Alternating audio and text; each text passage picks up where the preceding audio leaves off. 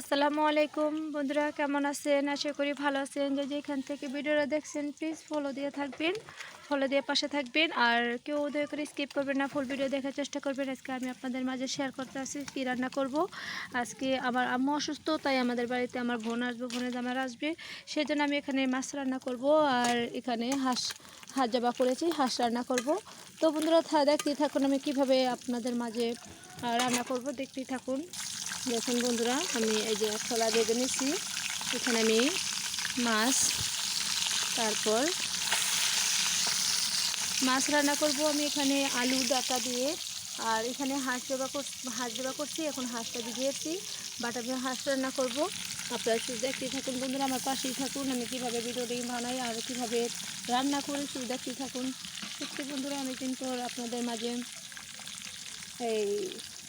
আমি কীভাবে হাঁস রান্না করবো শুধু দেখাবো আপনাদেরকে।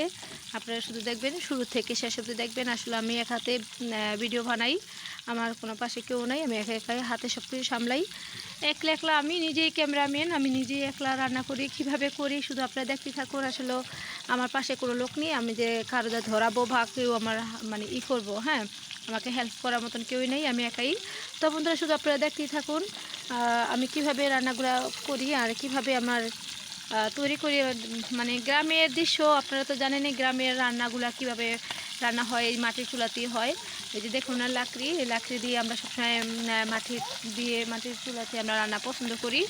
আর লাকড়ি দিয়ে আমি রান্না সবসময় করি। আমি আসলে আমাদের গ্যাসের চুলা আছে, আমি বাট গ্যাসের চুলা আমি পছন্দ করি না। মাটির মানুষ, মাটিতেই থাকতে পছন্দ করি। আমি গায়ের মেয়ে, আমি লাকড়ি দিয়ে রান্না করি।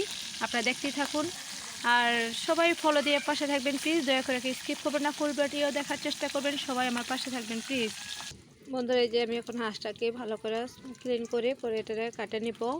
এখানে মাছ আমার ভাজা হয়ে যাচ্ছে, আর এক খোলা মাছ আছে। তারপরে বন্ধুরা আমি কাটার পরে আপনাদের সাথে আবার শেয়ার করতেছি কীভাবে আমি মাছ কাটতেছি, মানে হাঁসটা কীভাবে কাটতেছি দেখাতে পারতেছি না, বাট কাটে তো ভিডিওটা। বন্ধুরা আমার এখন এই যে মাছ ভাজা শেষ, এখন আমি এটাতে তরকারি, এখন আমি তেল ঢেলে দেব।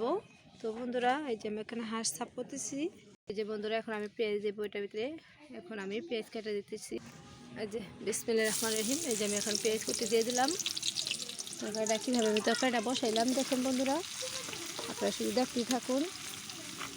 এখন আমি তরকারিটা কষাই নেব মশলা টশলা দিয়ে।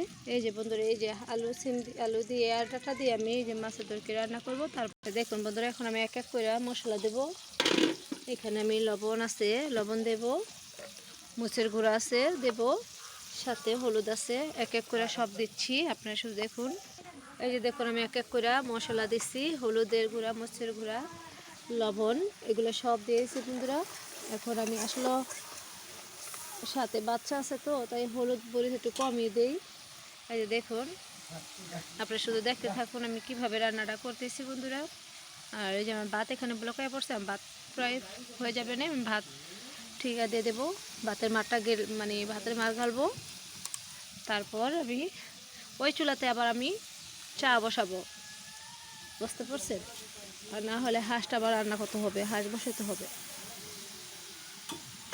আপনারা দেখুন বন্ধুরা আমি কীভাবে রান্না করি প্লিজ দেখুন। এই যে দেখুন আমি এখন এটাকে ঢেকে দেব।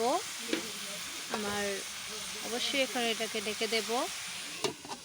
দেখুন ঢেকে দিলাম, কিছুক্ষণ কষুক।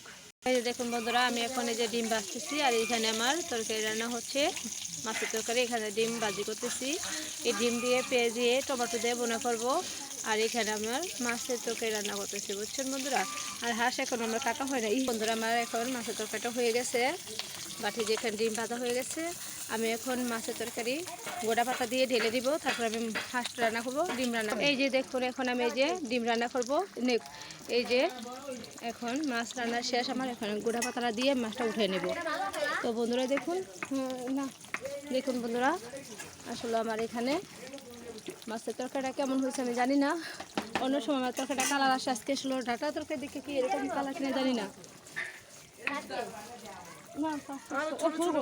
হ্যাঁ করে দেবেন, ঘুরতে দেবেন।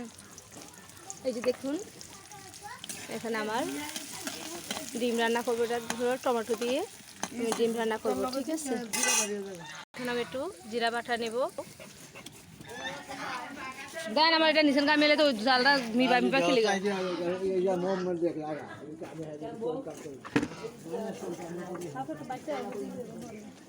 দেখতে কাগজ কথাটা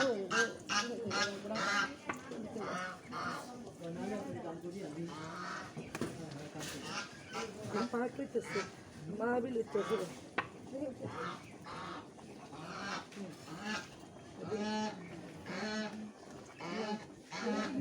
সবজি দিলে ঘোরানিতে দিয়ে মশলাতে দিতে হবে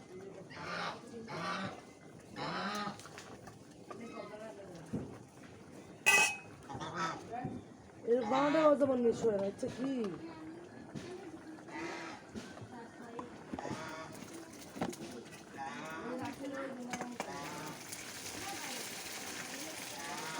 আমি দিলে 7টা করে গেছে ওই যে মাস্টার হইতে হ্যাঁ আল্লাহ গো আব্বা এটা বারে না দিতেইব আমি কি তো আগুন ফান্ডে নিয়ে দিতে হবে দাদা মাঝে মধ্যে আমার হারিকে মরা ধরে আগুন দা ইয়া ফান্ডে দিল না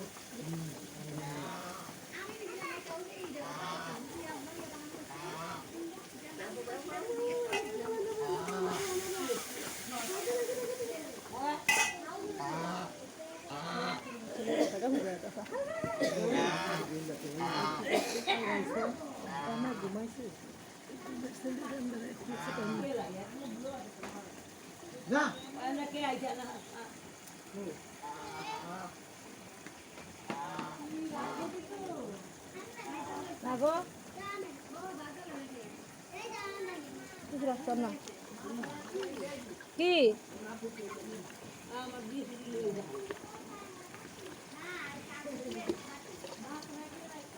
কি মাছ গো কি বেলা দেই গো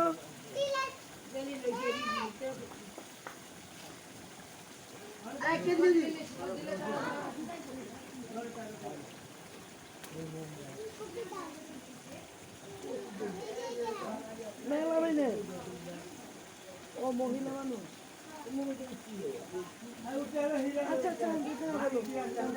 মিষ্টি খাইলে বড়টা দিলে বড় তো তরকারি তরকারি বাইরে যাইতাম আইসি তো